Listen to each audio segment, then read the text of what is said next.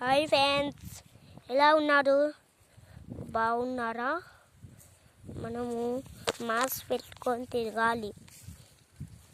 పోలీసులు మన కోసమే, వాళ్ళ కోసం కాదు, మన కోసమే వాళ్ళు బాధపడి మనుషులు బాగుంటే చాలని పోలీసులు కోరుకుంటారు.